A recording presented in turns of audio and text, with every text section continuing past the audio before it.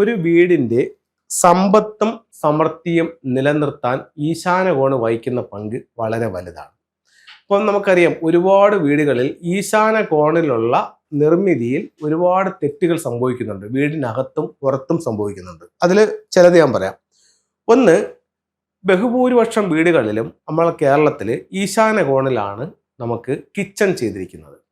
അപ്പം ഈശാന കോണിൽ കിച്ചൺ വന്നു കഴിഞ്ഞാൽ ഫംഗ്ഷു പ്രകാരം പറയുന്നു കുട്ടികളുടെ വിദ്യാഭ്യാസത്തെ ഇത് സാരമായ രീതിയിൽ ബാധിക്കുമെന്ന് പറയുന്നുണ്ട്. ഇതാണ് ഈശാനകോണ് വടക്ക് കിഴക്ക് ഭാഗത്തുള്ള കിച്ചൺ. രണ്ട്, ഭാരതത്തിന്റെ വാസ്തുവിൽ പറയുന്നുണ്ട് വടക്ക് കിഴക്ക് ഭാഗത്തു നിന്ന് വീട്ടിലേക്ക് ഒരു പോസിറ്റീവ് എനർജി കടന്നു വരുന്നു എന്ന് പറയുന്നത്. അപ്പൊ നമ്മൾ ഒരു പോസിറ്റീവ് എനർജി അവിടെ നിന്ന് കടന്നു വരുമ്പോൾ നമ്മൾ ഇവിടെ എന്ത് എനർജിയാണ് ഉപയോഗിക്കുന്നത്? ഫയർ എനർജിയാണ് ഉപയോഗിക്കുന്നത്. അപ്പം ഈ എനർജി എല്ലാം ഈ സ്ഥലത്ത് തന്നെ സ്വാഭാവികമായും നശിച്ചു പോകാൻ സാധ്യത ഉണ്ടെന്ന് പറയുന്നുണ്ട്.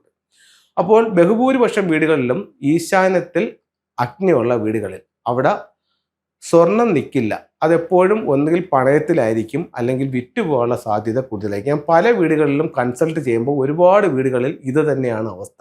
ബഹുഭൂരിപക്ഷം വീടുകളിൽ, അതായത് 99% വീടുകളിലും ഈ സ്വർണ്ണാഭരണങ്ങൾ ഒന്നുകിൽ പണയത്തിലായിരിക്കും, അല്ലെങ്കിൽ ഇത് പല ആവശ്യങ്ങൾക്കായിട്ട് വിറ്റുപോയിട്ടുണ്ടാവും. അപ്പോൾ ഇത്തരം കാര്യങ്ങൾ വടക്ക് കിഴക്ക് ഭാഗത്ത് അടുക്കള വരുന്നത് മൂലം ഉണ്ടാവാനുള്ള സാധ്യത വളരെ കൂടുതലാണ്. ഇനി നമുക്ക് അടുത്തത് വടക്ക് കിഴക്ക് ഭാഗത്ത് വീടിന്റെ പുറത്ത് ചെയ്തു വരുന്ന ചില തെറ്റുകൾ. അതുപോലെ തന്നെ വീട് വെക്കുമ്പോൾ വടക്ക് കിഴക്കെന്ന് പറയുന്ന ഈശാന കോണ് ഒഴിവാക്കിക്കൊണ്ട് വീട് ചെയ്യുന്ന ഒരുപാട് വീടുകളുണ്ട്.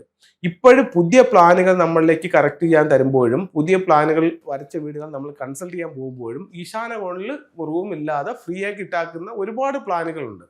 ഒരു കാരണവശാലും വടക്ക് കിഴക്ക് ഭാഗത്ത് ഒഴിച്ചിടാൻ പാടില്ല. വാസ്തുപ്രകാരം വാസ്തുപുരുഷന്റെ ശിരസ് വരുന്ന സ്ഥലമാണ് നോർത്ത് ഈസ്റ്റ് ഭാഗം. അപ്പോൾ അവിടെ മിസ്സിംഗ് ആയി കഴിഞ്ഞാൽ ഒത്തിരി ബുദ്ധിമുട്ടുകൾ അവിടെ വരാനുള്ള സാധ്യത ഉണ്ടെന്ന് വാസ്തുവിൽ പറയുന്നുണ്ട്. അപ്പോൾ വടക്ക് കിഴക്ക് ഭാഗം ഒരു കാരണവശാലും അവിടെ നഷ്ടപ്പെടുത്തിക്കൊണ്ട് വീട് നിർമ്മിക്കാൻ പാടില്ല.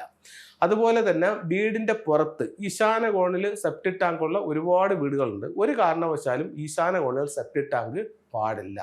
അതുപോലെ തന്നെ ഈശാന കോണിൽ ടോയ്ലറ്റ് പാടില്ല. ഈശാന കോണിൽ പടിക്കെട്ടുകൾ പാടില്ല. വീടിന്റെ മുകളിലേക്ക് കയറി പോകുന്ന സ്റ്റെയർ കേസ് പാടില്ല. വീടിന്റെ മുകളിൽ അവിടെ ചിമ്മിനി പാടില്ല. വാട്ടർ ടാങ്ക് പാടില്ല. അതുപോലെ ഇപ്പോൾ ഒരു 2 നില വീടാണ് വെക്കുന്നതെന്നുണ്ടെങ്കിൽ വടക്ക് കിഴക്ക് ഈശാന കോണിൽ കൊണ്ടുപോയി സ്റ്റെയർ കേസ് കൊടുത്താൽ 2ാമത്തെ നിലയിൽ അതിൻ്റെ ആ ടവർ ആ ഭാഗം ഉയർന്നു നിൽക്കും. അവിടെ വെയിറ്റ് കയറിയിട്ടുണ്ട്, അവിടെ ഹൈറ്റും വന്നിട്ടുണ്ട്. ഒരു കാരണവശാലും ഒരു വീടിനെ സംബന്ധിച്ചിടത്തോളം ഏറ്റവും ഉയർന്നും ഹൈറ്റ് ആൻഡ് വെയിറ്റിൽ നിൽക്കുന്ന സ്ഥലം എന്ന് പറയുന്നത് ആ വീടിൻ്റെ സൗത്ത് വെസ്റ്റ് കോർണറാണ്. അപ്പോൾ ഇത്തരം സ്ഥലങ്ങൾ വളരെ കൃത്യമായി നമ്മൾ ആ നിർമ്മിതിയിൽ കാര്യങ്ങൾ വരുത്തിക്കൊണ്ട് ചെയ്തില്ലെന്നുണ്ടെങ്കിൽ ഒരുപാട് ബുദ്ധിമുട്ടുകൾ നമ്മൾ അനുഭവിക്കേണ്ടി വരും. നമുക്കപ്പോൾ ഈശാന കോണിൽ നമ്മുടെ അഭിവൃദ്ധിക്ക് വേണ്ടി എന്ത് ചെയ്യാമെന്ന് ചോദിച്ചു കഴിഞ്ഞാൽ, വീട്ടിലേക്കുള്ള പ്രധാന വാതിൽ അല്ലെങ്കിൽ വസ്തുവിലേക്കുള്ള പ്രധാന വാതിൽ ഈശാന കോണിൽ കൊടുക്കാൻ പറ്റുമെങ്കിൽ വടക്കോ കിഴക്കോ ദർശനമുള്ള വസ്തുവിനോ വീടിനോ മാത്രമാണ് ഇത്തരത്തിൽ ചെയ്യാൻ സാധിക്കുന്നത്. അപ്പോൾ അങ്ങനെയുള്ള സ്ഥലങ്ങൾക്ക് അവിടെ കൊടുക്കാൻ പറ്റുമെങ്കിൽ ഏറ്റവും നല്ലതാണ്. നിങ്ങളുടെ വീടിൻ്റെ ദർശനം ഏത് ദിക്കിലോട്ടോ ആയിക്കോട്ടെ, പക്ഷേ നിങ്ങളുടെ കിണറിൻ്റെ സ്ഥാനം അല്ലെങ്കിൽ ബോർവെല്ലിൻ്റെ സ്ഥാനം അല്ലെങ്കിൽ സമ്പിൻ്റെ സ്ഥാനം വടക്ക് കിഴക്ക് ഭാഗത്ത് തന്നെ ചെയ്യണം. അതുപോലെ തന്നെ നിങ്ങളുടെ ലാൻഡിനെ സംബന്ധിച്ചിടത്തോളം ഏറ്റവും ഉയർന്നു നിൽക്കുന്ന ഏരിയ തെക്ക് പടിഞ്ഞാറ് മൂലയും ഏറ്റവും താഴ്ന്നു നിൽക്കുന്ന ഭാഗം വടക്ക് കിഴക്ക് ഭാഗവും ആയിരിക്കണം. അതുപോലെ തന്നെ ഒരു ലാൻഡിൽ നമ്മൾ വീട് വെക്കുമ്പോൾ നിങ്ങൾക്ക് ഒരു 20 സെൻറ്റുള്ള വസ്തുവാണെന്ന് കരുതുക. അതിൽ തെക്ക് പടിഞ്ഞാറ് ഭാഗത്തോട്ട് ചേർത്ത് വേണം വീട് വയ്ക്കാൻ. വടക്ക് കിഴക്ക് ഭാഗം മാക്സിമം മിറ്റമുള്ള രീതിയിലും കാറ്റും വെളിച്ചവും കടന്നു വരുന്ന രീതിയിലും വേണം ആ ഭാഗം ക്രമീകരിക്കാൻ. അതുപോലെ തന്നെ ഈ ഭാഗത്ത് വൃക്ഷങ്ങളൊന്നും നല്ലതല്ല. എപ്പോഴും കാറ്റും വെളിച്ചവും കടന്നു വരുന്ന രീതിയിൽ വേണം ഇതിനെ പരിഹരിക്കാൻ. നമുക്ക് ഫംഗ്ഷയുടെ ചില ടൂളുകൾ നോക്കാം. ഇത് അമിത്തിസ്റ്റ് എന്ന് പറയുന്ന ഒരു ബ്രേസ്ലെറ്റ് ആണ്. ഇത് നാച്ചുറൽ ആയിട്ടുള്ള സ്റ്റോൺസ് ആണ്. ഇത് എപ്പോഴും ഒരു സ്പിരിച്വൽ എനർജി നമുക്ക് തരും. അപ്പോൾ ഇത് നമുക്ക് ശരീരത്തിൽ ധരിക്കാവുന്നതാണ്. ഇപ്പോൾ ഈ ബ്രേസ്ലെറ്റ് ഉപയോഗിക്കുന്നത് സ്ത്രീ ആണെങ്കിൽ ഇടത് കൈയിലും പുരുഷനാണെങ്കിൽ വലത് കൈയിലുമാണ് അത് ഉപയോഗിക്കേണ്ടത്. ഇത് റോസ് കോഴ്സ് എന്ന് പറഞ്ഞിട്ടൊരു ബ്രേസ്ലെറ്റ് ആണ്. ഇത് നമുക്ക് ഉപയോഗിക്കേണ്ടതെന്ന് പറഞ്ഞു കഴിഞ്ഞാൽ പുരുഷന്മാർക്ക് വലത് കൈയിൽ ഉപയോഗിക്കാം. ഇത് വിവാഹപ്രായമായവർക്ക് പെട്ടെന്ന് വിവാഹം നടക്കാൻ വേണ്ടിയിട്ടും റോസ് കോഴ്സ് ഉപയോഗിക്കാവുന്നതാണ്.